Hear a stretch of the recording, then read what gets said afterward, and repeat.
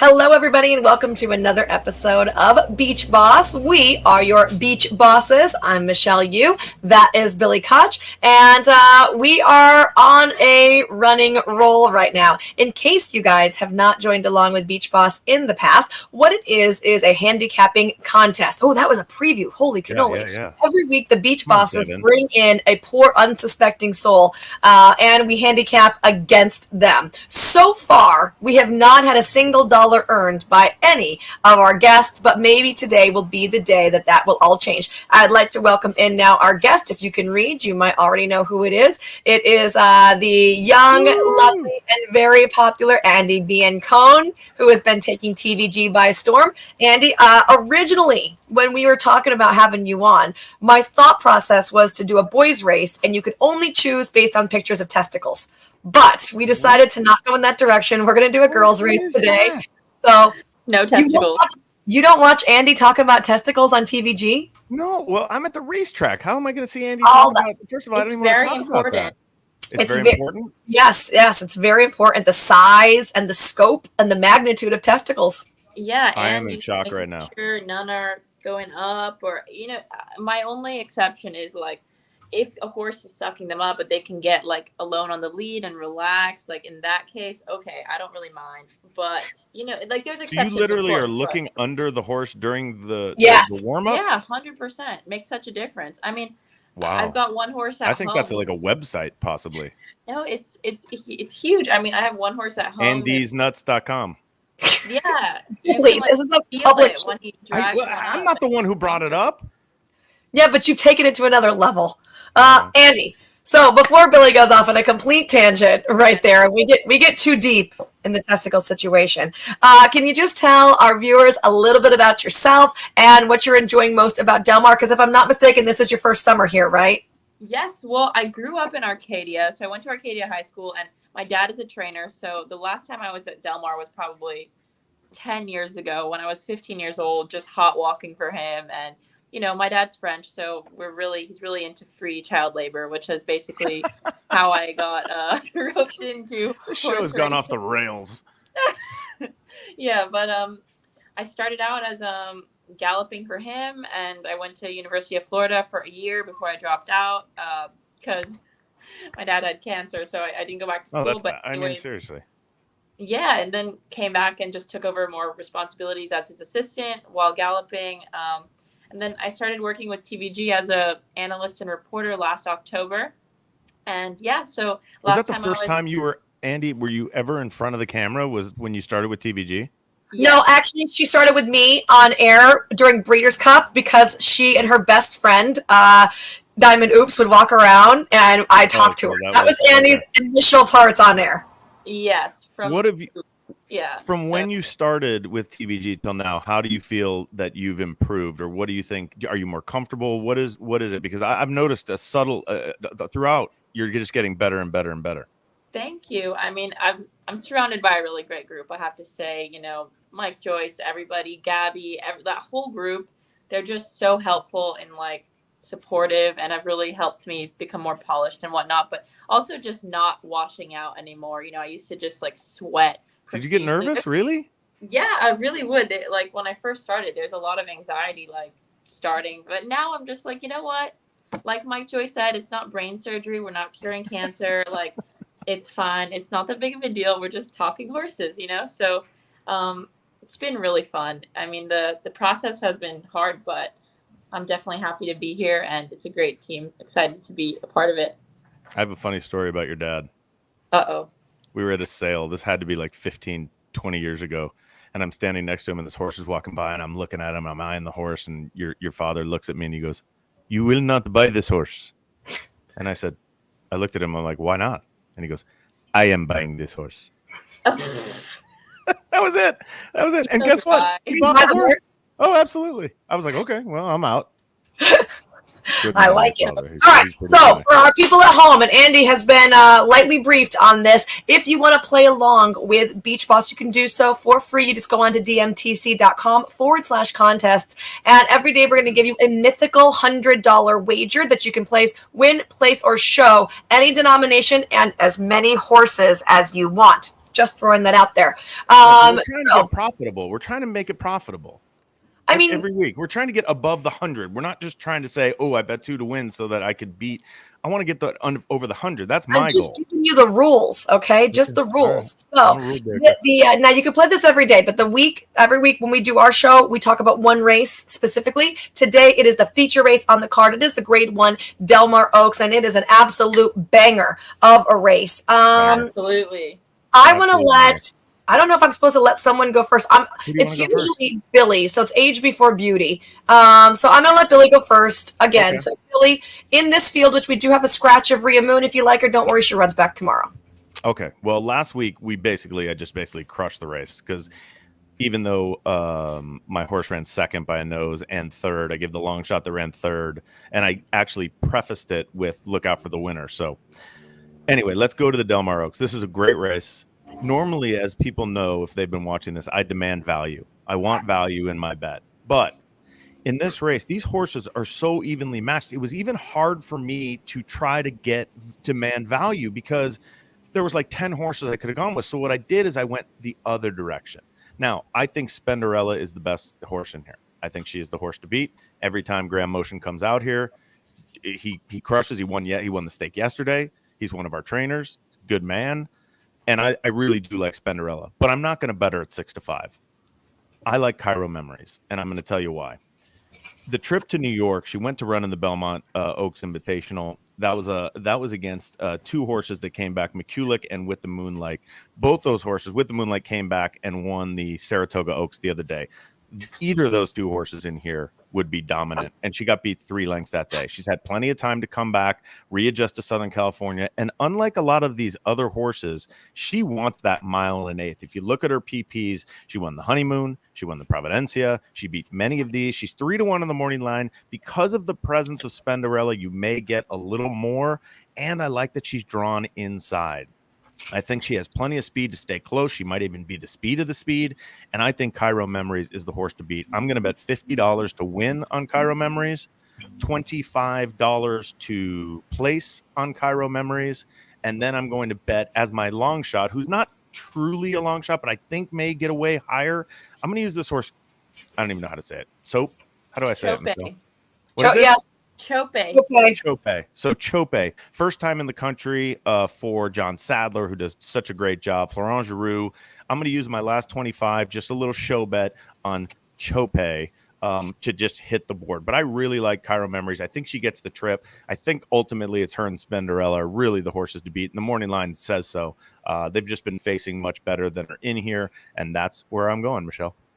All right, Billy, pretty much all in on one horse with a nice long shot there to maybe pick up a piece. Andie, how about you? I know you're like me. I know you love exactas, and we can't play that here, unfortunately. So let's see what you end up doing. Oh, okay. Exact. I mean, I'm a very indecisive person, so I just love to cover my bases, exacta boxes across the board. That's like, I love that stuff. I've gotten a little complicated here, but I think I've got it sorted out. Bad at math, so please just excuse. No, you did it right. You did it right. Yeah. So, I'm gonna. Actually, you didn't do it right. I did this, and then I tweaked it a little because I had money.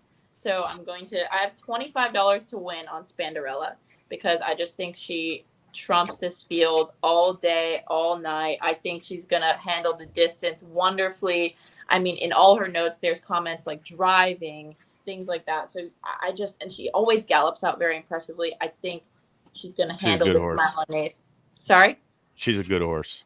No doubt. Incredible. I mean, she's faced much more difficult competition than this. She's won on firm ground, good ground. She's got the speed, which we know is helpful on this turf. A big field, especially in a big field like this. Absolutely. And when you're drawn outside, she's going to have to get over and try to save some ground.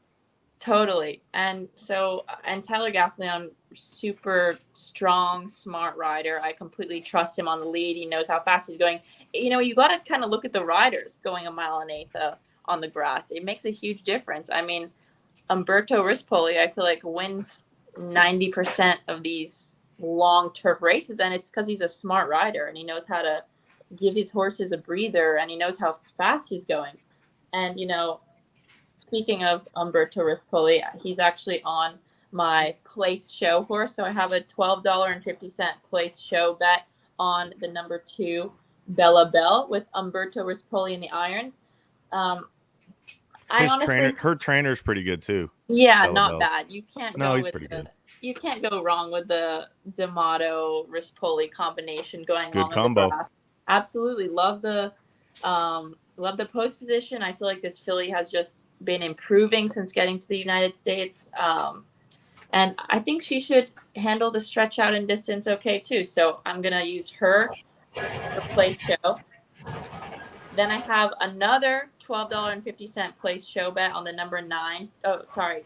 Is she the number 9? That's okay. Yes, the number 9, Chope. Now, this Chope. really, yes, I saw her schooling. That was my horse. Yes, and I saw her schooling in the paddock the other day. She looked really good. Oh, my laundry's done. You know, for a filly, Billy. Go ahead. Pay attention. I'm listening. Yeah, I am. Chope looked really good schooling in the paddock. I mean, for a filly who's traveled and everything, she seems to have really adjusted to being in Del Mar well. She was walking around in the paddock like she didn't care at all. She had a very deep, broad chest, something I like to see in a horse, especially a filly. And I picked her just to cover my bases because I think she's going to be a more closing type in here. And if there is a lot of speed in front, could set up nicely for her. So I just have her as place show, grab a piece of it just to cover my bases. Then I think I have another $25 left, and I'm going to go with a win Cairo Memories. Oh, gee, many Christmas, Andie. Yeah. You just picked the 4 favorites. Yeah, all right. But it's hard. Like life is hard. You know what? People sometimes say my teeth are white. Cairo spelled wrong too. And you know what? For this, I will proudly take the chalk in this race. I mean, the chalk is just too good. How can you not? If it comes down to it, I like Cairo. I like Spanderella more than Cairo Memories, honestly. $1 more. $1 more. Well, you can't. Well, the good news is if Cairo Memories wins, I've got you covered. So I've got you beat because I have more to show. The only way you could beat me is if Spanderella wins. So I'm not worried about you. All right, Michelle. Okay. All right. So I am in Andie's team. I like to spread my money. So I did $20 win place on Spenderella. I also did $20 win place on Cairo Memories. And Devin, I had sent you my change. That should be $5 win place on Bella Bell. And then for my long shot horse that none of you guys use, so this is the horse that's going to propel me to the win, $5 win place on the 6th Tezzeret. So looking at Tezzeret, since you guys already talked, how are you going to make your bet? Time out. How are you going to? You might beat us, but you're not going to win over $100. I mean, at 20-1 times 5, and that gets you right about there. Not if she runs. If she wins, yes. Okay, but all I'm worried about, Billy, all I'm worried about is beating YouTubes. That's all you care. Okay, that's all I care about is beating you guys. We all have different theories. Wait, Andie has a question. I have to say, I eyed Tezzeret just because of the Hector Barrios factor. He's so good. Well, I kind of prefer him going a little shorter, but the reason I'm using Tezzeret is because, Peter Miller is not going to just stand in the background. If this horse hadn't run her last race and she was even coming in off a November layoff, people would be betting her more. I think that she's getting overlooked because obviously there's classy fillies in the field, but she's capable. I feel like in this spot, she didn't get a very clean trip last time out, and I think she's going to get a better one today. I'm not entirely convinced that Spenderella is going to be on the lead. I think that there is a little bit of speed towards her inside that might be quicker than her, and not that she's not content to sit, but maybe it takes her out of her game a smidge. So while I agree with you guys, the favorite horses are the logical ones, I did want to throw in a 20-1. That's a real price horse, not 5-1. Totally fair. I appreciate that, Michelle, but you guys are missing the boat on one long shot. I always like to give one real long shot, okay? Who is the leading grass trainer at Del Mar? Probably D'Amato. Yeah. Not probably. It is. Who is the leading rider at Del Mar? JJ Hernandez. Correct. So they're teaming up on a filly named Island of Love. She's 12-1 on the morning line. She is getting completely overlooked. She is just as fast as most of these horses. Ran third to Bella Bell and 16 Arches in the San Clemente with a really rough trip that day. She draws inside, big price, and she will be coming late. Look for Island of Love in your tries and for a big price. I noticed. Andie. I see you. You didn't include her though, Billy. And Michelle, I didn't because I should have. You know what? I'm just gonna go. I'm gonna be like, hey, you know who else has a chance? Graceland Gray. I said that last night, but I'm giving you a reason. You know what? Look at that. Watch for Island of Love. See, and also Michelle, that's where we live. Love. Oh boy, she's consistent enough. Really, Yeah. looking at it. Thank you, Andie. She's a game filly. I think Game filly. She's gonna step Now, will up. you be riding around on your horse all day today? Is that what you're doing? I will. Yep, 6 through 10 on Mr. Lincoln Log. Links boy. Is there a way you could signal us somehow, Michelle? Yes. Why didn't you If pick I her like that day? I should have. I'll do this. yeah, hearts. If you love a horse, yeah, Can definitely. you just do a give little testicle size instead? What's your tattoo? What is your tattoo on your arm? Which one? I have quite a few. Oh, I only saw the one right. Oh, this says no in French, so that I can say my dad no, like he asked me to do things. Just no. It's Hey, yeah, Dad, no. Yeah, I like that. I don't know. I was like in college. I was young and dumb, and We like it. That's what All right, guys, our time is wearing out. So thank you sorry. to Billy, obviously, for joining me every week, and Andie Biancone for joining us this week. You can catch her on the TBG network. Also have to give a quick shout out to our good friend, Kelly. I know that she watches this show every single week. Hi, Kelly. Next week, I'm going to be in Saratoga, so I don't know. We might have to have a fill-in for me next week. Maybe Andie will win and she'll step into this. That's fine. What about a Hi Claire? We miss Claire. Yeah, it could be Claire. Hi, Claire. And what about Carmathon today? Michelle, Carmathon. I'm not done closing up the show, Billy. I'm sorry. Holy cannoli. If you just be excited quiet about for it. 5 minutes. I'm excited about it. They told me to talk more. Shh. Isn't there a master mute button? Watch this. I'm going to mute. Please. Thank you. So racing does continue here at Del Mar for the next couple of weeks. And remember, we moved post on Fridays to 3 p.m. Billy already mentioned Carmathon. It's been going on all week, but today is the big focus day. So please, if you can, spare $1, spare 50, spare 100, or even more in to help our retired racehorses. Billy is the president of Karma, and it's going to be our annual fundraiser for Karma. And Karma does so much for our horses. So we want to be as most helpful as we can, helping Karma out as well. You can go to karma4horses.org to donate, or if you see one of us in the track, just come up and hand us cash, right? No, don't do that, especially Michelle. Do not do that. All right, thanks again to Andie. Good thanks luck for coming on. Along at Beach Boss. We'll see you next week. Thanks, guys. Bye.